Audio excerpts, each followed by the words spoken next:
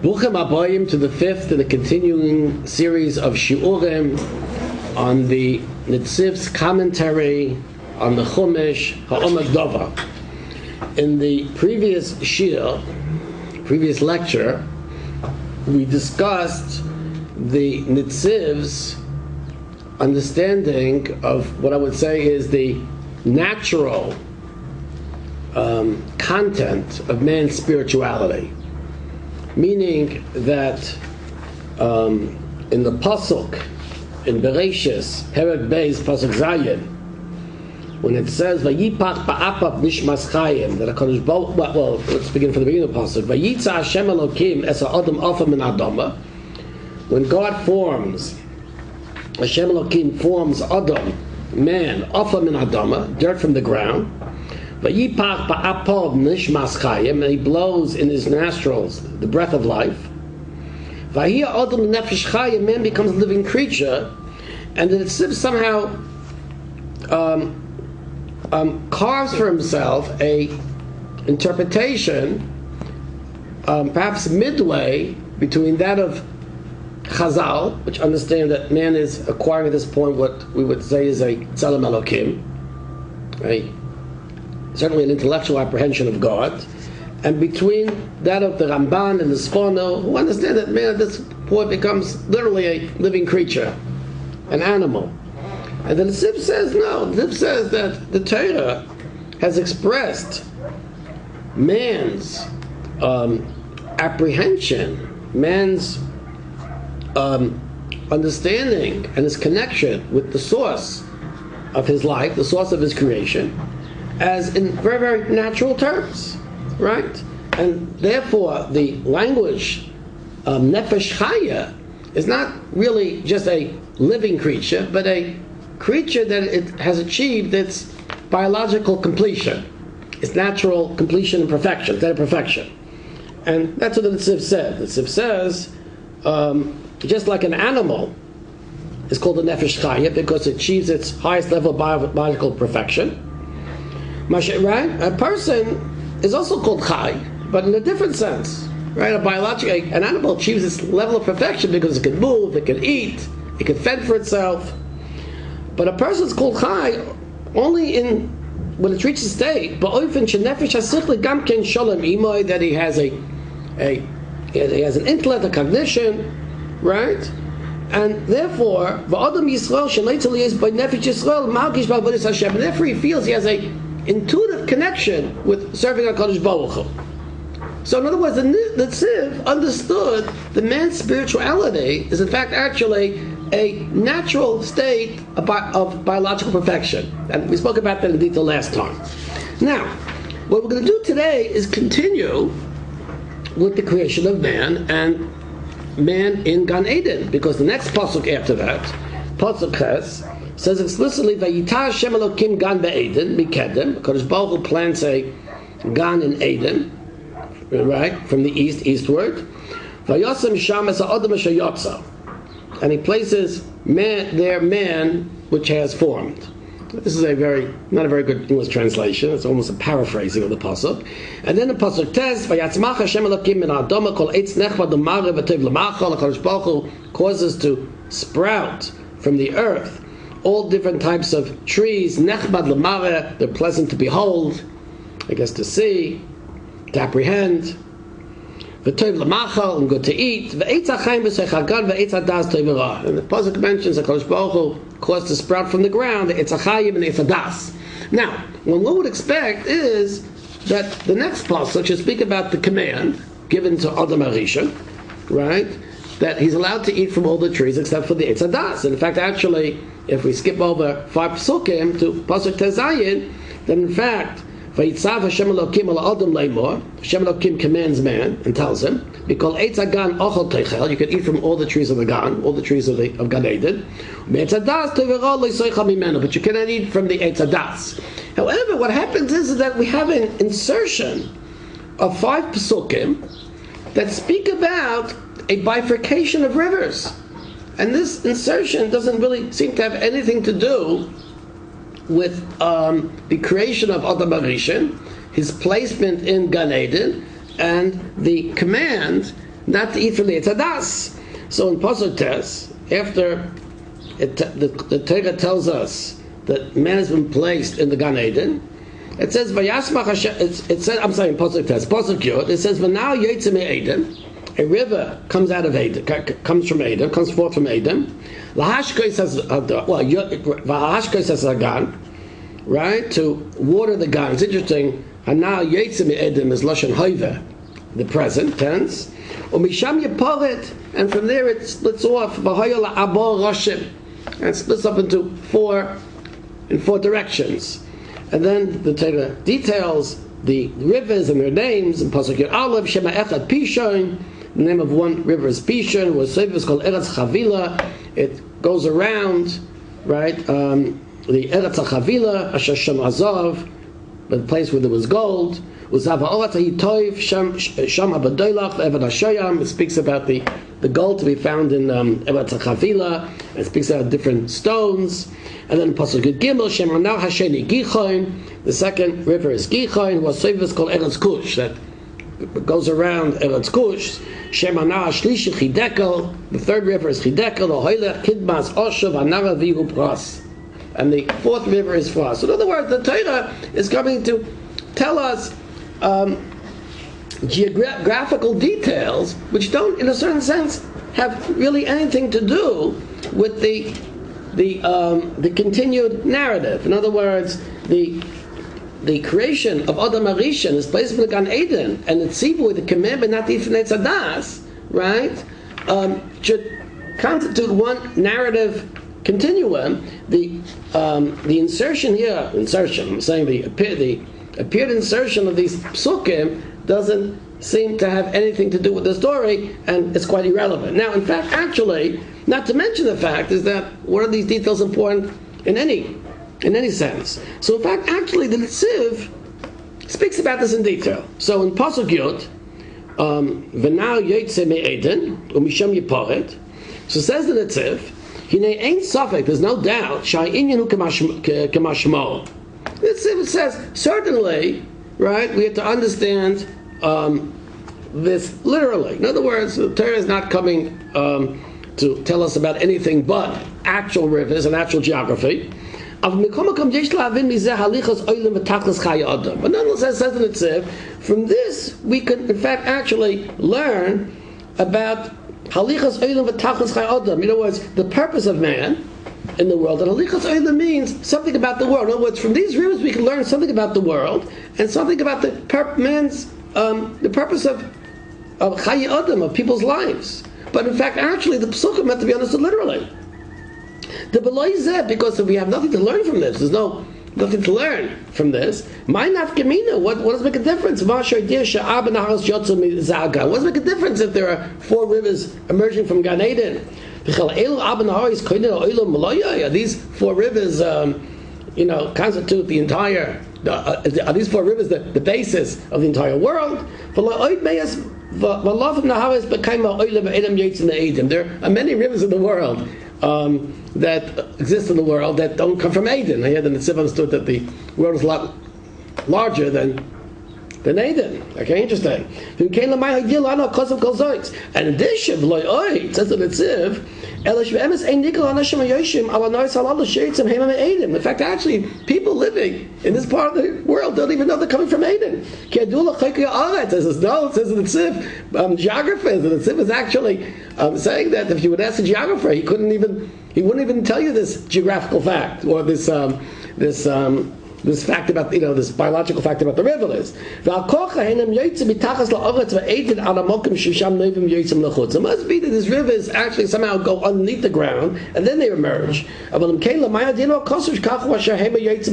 therefore, what is the Torah coming to tell me? So the Netziv basically is telling us that these matters are to be understood literally, but for that reason, they appear to be not irrelevant, but in fact, it's not even something that we can actually use in our lives because they haven't been identified.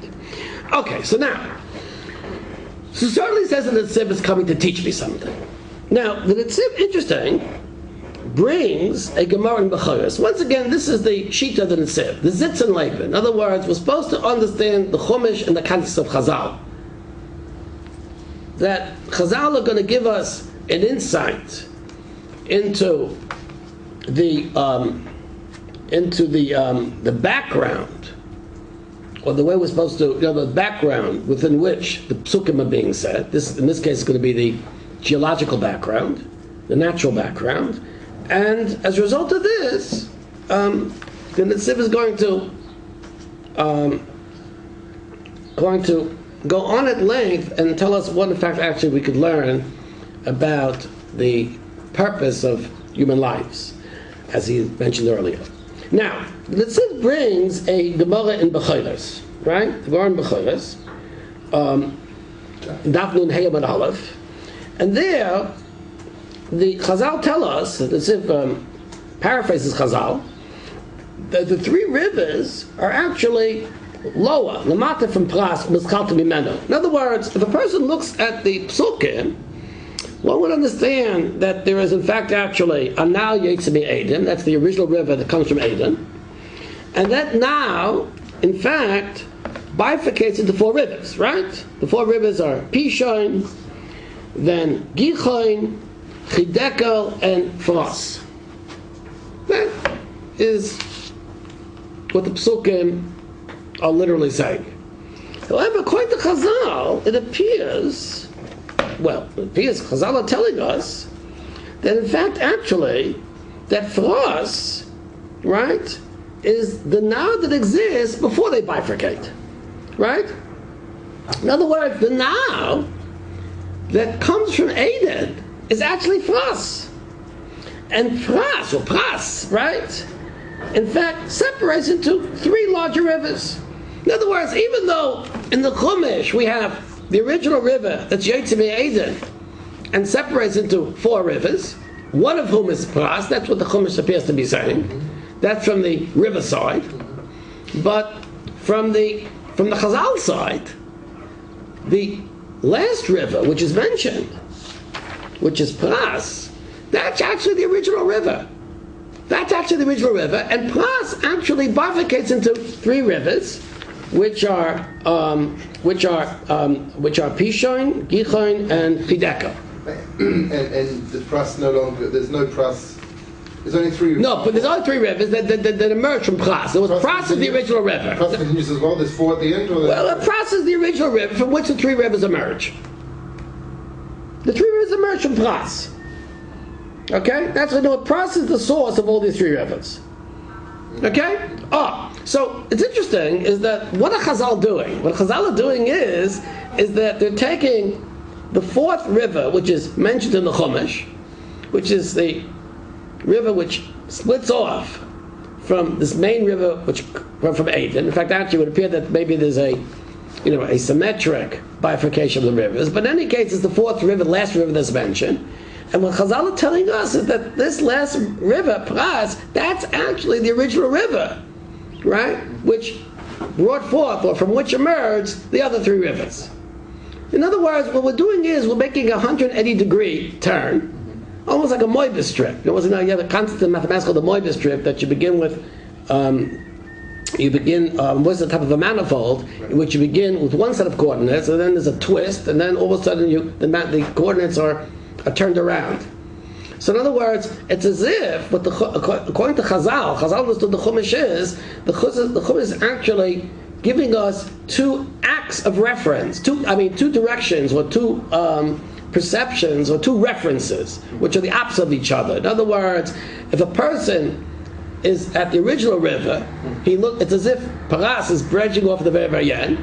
But if a person is from the Pras side, it's as if the other rivers like there's a reversal of time and space, as if they, in fact, actually reverse causality, a reverse perception, or a symmetrical, mirrored perception. That Pras is the original river. There's a Moebius strip which Pras actually connects into the original river that's Yetzim Eden, and the three rivers emerge from Pras.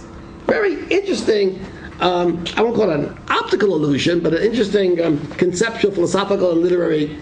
I don't call it illusion, but a interesting way in which Chazal understood the geographical and natural content of the rivers. Yeah. For those of us who don't know Shas, Presumably Chazal do not know the Netziv. What's the context in Bechoros for this?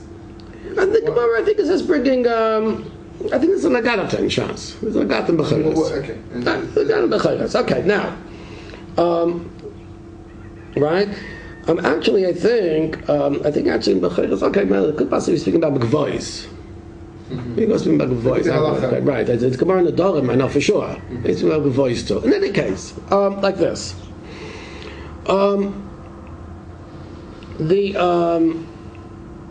Because the Gemara there, the Gemara in the Dorim, maybe it's with voice too, we don't have a Shas here, that the Gemara speaks about that about rivers, if they're coming from Pras, there's enough Kamina, whether they're Matar B'Hashborin or Matar B'Zeichler.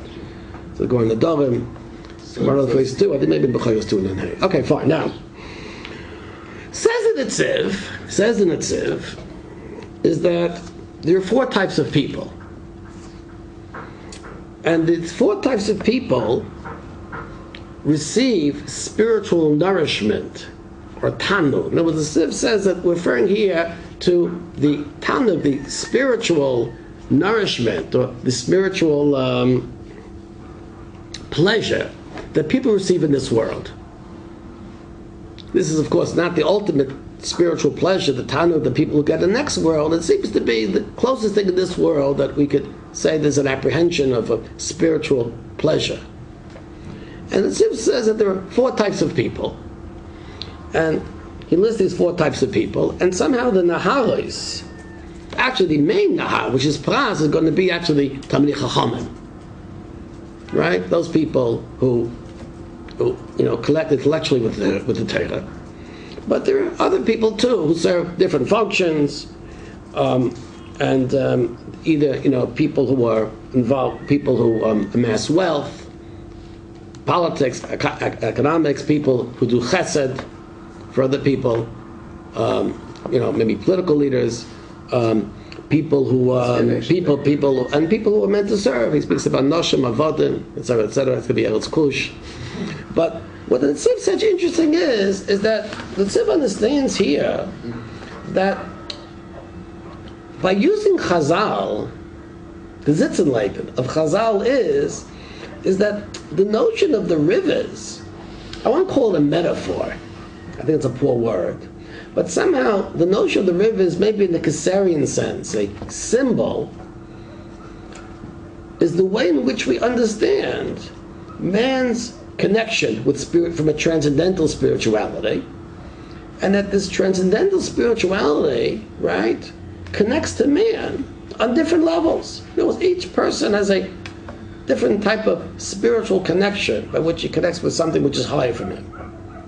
This is this spiritual ruchnius, which in fact is not something that we can place within the natural world. The only thing we could use is a natural metaphor. In other words, the only thing that the only way we can describe this is to use a self-conscious natural metaphor of rivers. If you look in the Zaya, the Idris, the rivers actually are used by the Zaya, in fact, actually to describe the different worlds, right? Of course, it's not a shir in Kabbalah, but in other words, clearly the notion of a river which brings forth life, from which other rivers emerge, is the closest thing that we can use as a way of understanding the notion of spiritual apprehension, which gives a person spiritual pleasure, and this spiritual apprehension actually can be expressed on 4 different levels. It can be apprehended on 4 different levels. That's what the Netziv is saying. Okay? No. So I want to claim the following thing. I'm not giving a shir. I want to play the following thing. What emerges from the commentary of the Netziv, and this is what I want to explain. What emerges from the commentary of the Netziv is that the quote-unquote insertion, or the supposed insertion of these psukim, Yud, Yud Aleph, Yud Beis, Yud Gimel, Yud Daled, right, these 5 psukim, is actually coming to, in other words, life is imitating Chumash. In other words, the Chumash is self-consciously expressing itself on the level of metaphor and symbol, in order that I have to understand that man's relationship with the Kadosh Baruch Hu is two-dimensional. There's mitzad HaKadosh Baruch Hu, mitzad man. We've spoken about this many times in the other shiurim. But in other words, here, what the Chumash is saying is that when I speak, I could speak about the creation of man from, let's call it the God point of view. And that's, HaKadosh Baruch Hu, Hashem Elokim creates man, and the details of the creation of man and all the steps of man, and man becomes a nefesh chaya.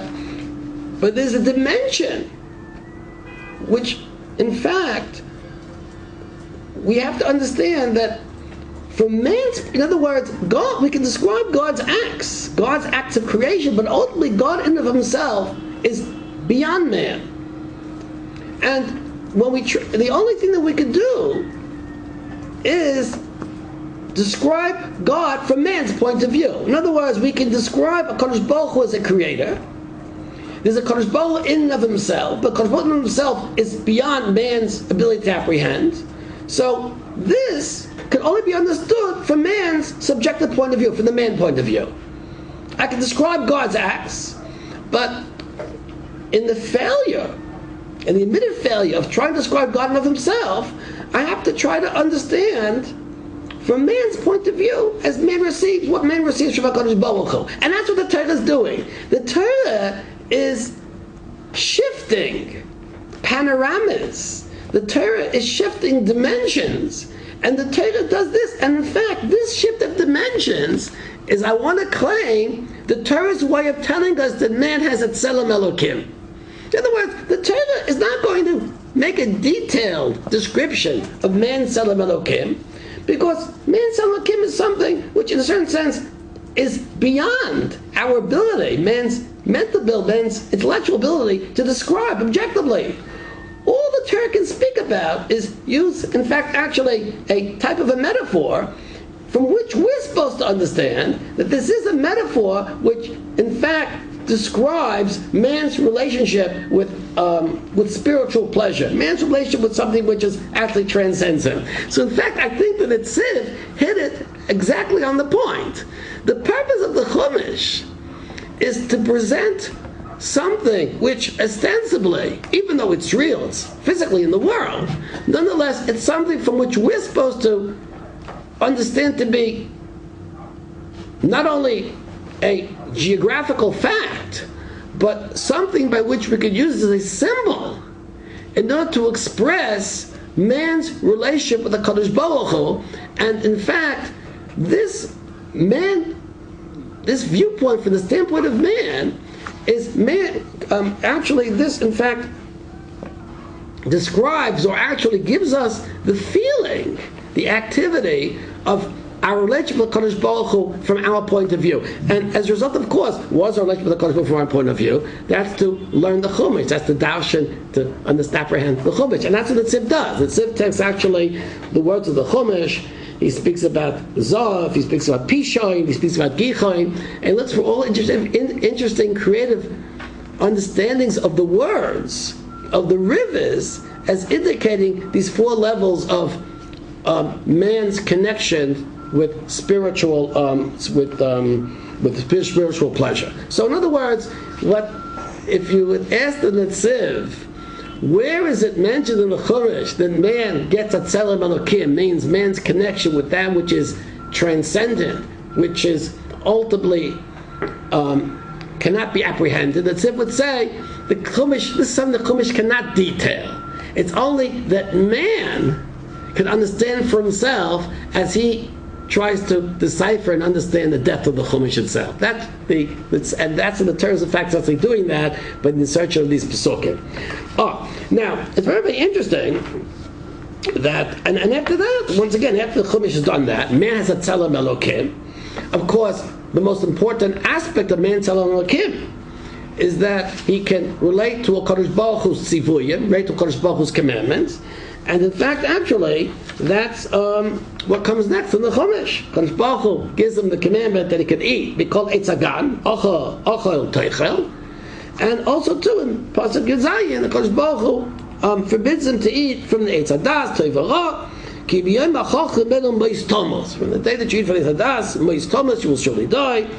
And in other words, so therefore now man becomes that creation, which in fact is given free will to obey or disobey the command of HaKadosh Baruch Hu. I'm not going to enter into the Machlos Rishonim, what was exactly Adam's Bechir at that point. But nonetheless, certainly, man becomes a commandable creation. In other words, a creation. Now, what's interesting is, I want to make a note of the fact is that, and of course this has been noted, for hundreds of years already, that the term that describes HaKadosh Baruch Hu, describes God, in Parak Aleph, of course, is Elokim.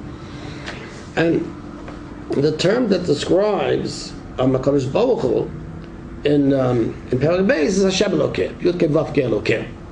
And of course, there's, much has been written on this, right? Both Kodesh and Chol. But I want to actually make a few remarks which I think are actually going to be relevant in the upcoming Shiurim. Most people, you ask people what's Elokim, what's Yud Kei Vav Kei. Most people tell you, well, Elokim is Din, and Yud Kei Vav Kei is Chesed, and of course, different Mefarshim will basically write things which are, a Gilgul of biblical criticism. There's the God of Din, the God of Chesed. We're not into that. At least that's not going to. Certainly, that, in my opinion, is not the derech of the Netziv. However, in any case, in light of what the Netziv is saying, and actually we're going to see that the Netziv actually is going to speak about this in Pashas Noach, is that when man describes God as the creator of nature, the creator of the world, when we look at God as objectively creating the world, then the Torah seems to use Elokim. We'll speak about this in light of also when Kodesh Baruch Hu speaks to man too. But in other words, certainly in Parak Aleph, Kodesh Baruch Hu is the creator, is written as Elokim. Yud Kei Vav Kei, that Ziv is going to speak about this in Pashas Noach, and we'll speak about this at another Shia. Yud Kei Vav Kei represents what we would call God's personal relationship with man. In other words, man's relationship with the HaKadosh Baruch Hu. A little bit from the man's side. What's Elokim is a little bit from the God side. Actually, there's three levels. There's the God side, which we can understand. There's the God side, which we can describe. God is the creator. And then there's, of course, the God-man side. But the God-man side is actually the flip side of the God side. The failure of man to reach the God side results in the God-man side, which is man's ethical and personal relationship with the HaKadosh Baruch Hu, with God, the God of Hashkafa, etc., etc. Now, so therefore it's natural that, of course, the first parak of Bereshis only speaks about creation. God is the creator. So therefore the term Elokim is used. In Parak Beis, we're making a very interesting change, a turn. We're making a change of paradigm. Where in fact, we go from Elokim to Yud Kei Vav Kei. As such, right? Because, for example, when is this change of paradigm taking place? It's actually taking place that after we describe the creation of Adam HaRishon, after we describe the creation of Adam HaRishon, Vayi Adam Nefesh Chaya, then this change is taking place, as I mentioned, when the Chumash details the four rivers, right? Pasukim Yud, Yud Aleph, Yud Beis, Yud Gimel, and Yud Dalet. And then all of a sudden, Vayitzav Hashem Elokim. Or actually, you could say the Kodesh Baruch Hu places him in Gan Eden, and then in Pasuk Tezayin already Vayitzav Hashem Elokim Ala Adam Leimu V'Kol Eitzakan Ochel Teichel. Already, there's now a relationship, a personal, ethical relationship created between man and God. So in other words, so Parak Beis is the transfer from the Elokim mode to the Yud Kei Vav Kei mode. Therefore, it's fitting that the word for HaKadosh Baruch Hu used in Parak Beis is Hashem Elokim. Hashem Elokim is telling us that the Chumash is changing, or in a certain sense, undergoing the transformation from the God mode to the God-man mode. And the Chumash alerts us to this by the uses of Hashem Elokim. In other words, man is not only a creation who's created by God, but he's a creation who actually has now a relationship with God, an ethical relationship with God, and then only once this change is made. Of course, this change is, this is an irreducible dichotomy of two dimensions, God and God-man, and therefore it can only be expressed by the nahales, the rivers that emerge from Eden. It's only that man himself can discover this God-man relationship through his understanding of the Chumash in the derech of the Netziv. Okay, yeah. Does the Netziv speak this out explicitly, or this is Rabbi Tribet's? I think this is Rabbi Tribet's on the Netziv. I mean, it's mashma, just there's no... Right. There's no question about it. What you're getting is the Netziv ala Meir Tribet's. Okay. But I think in any case, I think we're going to stop over here. And the Meir Hashem, we're actually going to continue the next year on these two aspects of God are actually reflecting two aspects of man. But Mitzvah that will be for the next year. From an undisclosed location in Yerushalayim HaKodesh. Be well, Kol Tov.